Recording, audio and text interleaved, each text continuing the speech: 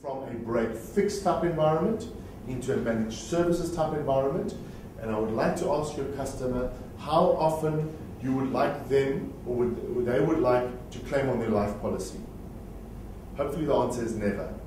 And that's where adding value at a manageability and flexibility perspective, where we start discussing the software assurance benefits and the managed services that you guys can offer as a valued reseller. That's the discussion you're going to have with the customer. Less downtime, greater uptime, and it's a less turnover, but it's a greater profitability. And I think that's the discussion that I'll take you through just now as well, around the profitability around this environment. Okay, so we've had a look at, is cash flow value to organization? Yes, no. Most of the times it's yes, get the customer to answer. Then it's, is the latest version, or to be current on the latest version, of value to your organization? Yes, no. Is it of value for your organization to be compliant? Would it be of value to bring down your total cost of ownership? And manageability and flexibility, is that of value to your organization? Once you understand where you are, what's going right and what's going wrong, are you able to do something about it? And that's the flexibility of it. Earlier on we discussed the questions to lead you into a deeper discussion with the customer, and hopefully you got a lot of feedback from the customer so that you can understand their cultural buying history, and also how their understanding of what they've done and how they've purchased in the past.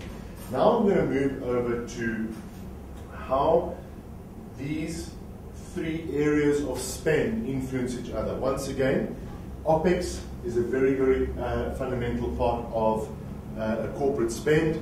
So is CAPEX, and so is HR. I believe that once a company understands where they're spending their money, it is easier to have a discussion around an OVS agreement with them, because they then see the value of the predictability of where they're going with those funds. So if I can just take you guys back a few steps in a sales cycle, and that is, why is there such a big resistance to IT? Why is there such a big resistance to reinvesting or standardization? If it should be such a simple thing, if everyone is saying standardization is going to reduce your operating costs, why are a lot of organizations just not going for it? And a lot of it is based on the fact that there's a legacy. And the legacy is as follows, is when, let's for example say, here's point number 0, year 1, end of year 2, end of year 3, end of year 4, end of year 5.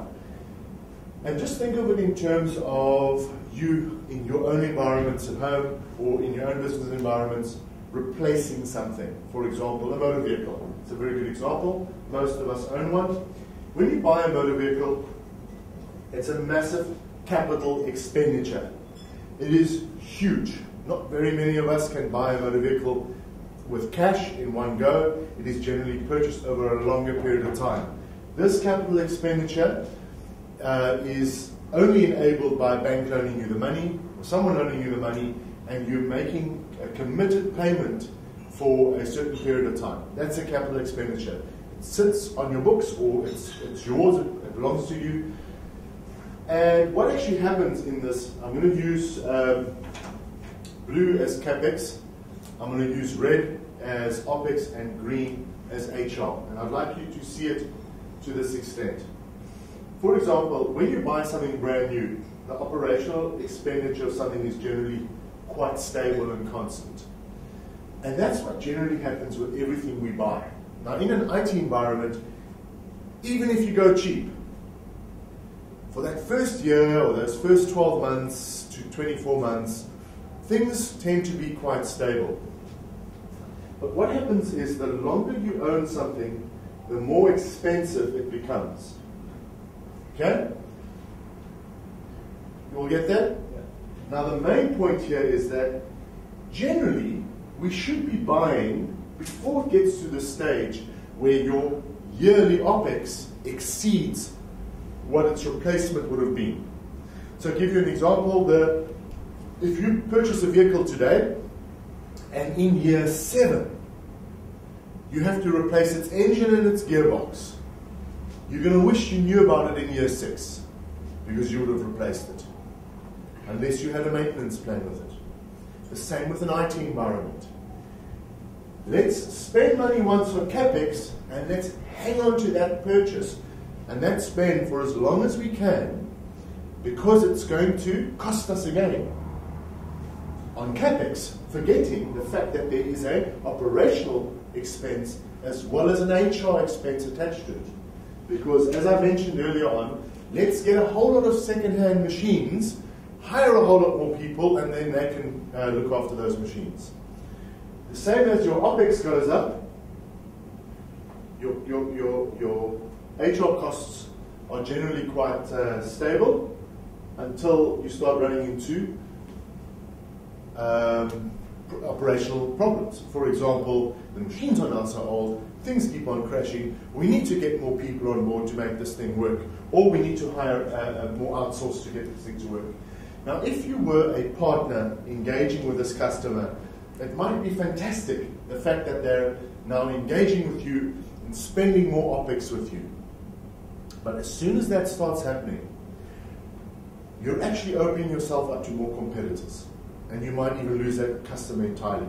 Because all you're doing is you're breaking and fixing, or there's break and you fix, and I know that's just you guys though, not you guys.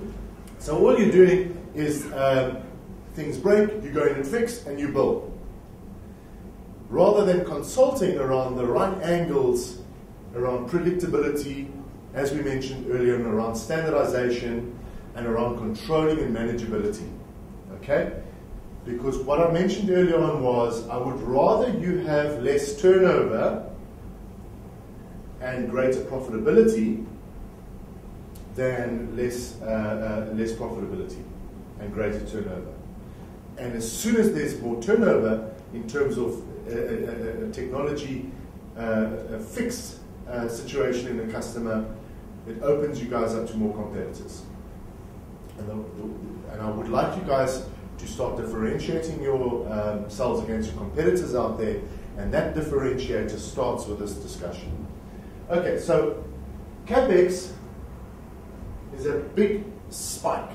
It means that there needs to be money available for it, or someone has to be able to afford it from a banking perspective or from a financing perspective. And what actually happens is that end of year 1, end of year 2, end of year 3, it's usually in this from 4 to 5 that decisions or the replacement of that CapEx has to happen. If not, we're going to start having this scenario over here. The customer doesn't know this yet. We're going to inform them though. But what actually happens? The customer doesn't have that other CapEx spike over here. Why? Because it's a CapEx spike. And what is it about a CapEx spike that I don't like? It's because it's going to cost me more money. So what do? I push it out further. What happens when you push out a capital expenditure by another year? It becomes a bigger capital expenditure. It becomes more expensive. What happens if it becomes more expensive? You push it out even more. And then it becomes even more expensive. And you push it out even more. The main focus here is that you focus too much on that happening and pushing it out that you forget on the other areas of the business that are starting to cost you money. That's why I would like to introduce you guys to a very simple TCO tool where we look at the total cost of ownership that an entire IT environment is involved in. So the very first one I did was I sat down with a customer and we looked at every single aspect of their spend. And we tried to do it as detailed as possible. And we came across about 65 potential spends in IT, which focus on those three areas, which is your CapEx, your OpEx, and your HR costs. and we listed them all, and we realized that that's not actually the information that is of value.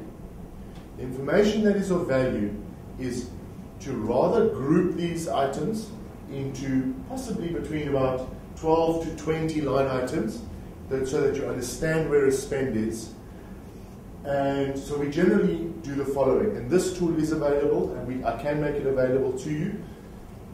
To anyone else out in the world, I can make it available to you. And basically what we're doing over here is we're having a look at what a desktop costs an organization. And we're doing 3 things with that number. First of all, we need to understand what it would cost to replace a current desktop. So the very first question is I look at a customer and I say, for you to replace a desktop, let's for example say you are running 50-50 laptops versus desktops in your environment. To replace a desktop, I'm going to use a number saying it's going to cost you $1,500 to replace a desktop. And the very next question you need to ask is, what is your life cycle usually on a desktop? And they say either 36 months, 48 months, 60 months. These numbers we all plug into this TCO tool. And what we basically boil it down to is, if it's a 36-month cycle, we then divide the US dollars that it costs them over those 36 months by the 36 months. Because that's what they're going to bring it down to. We're getting the user cost for the time it's being used per month. Okay, everyone get that?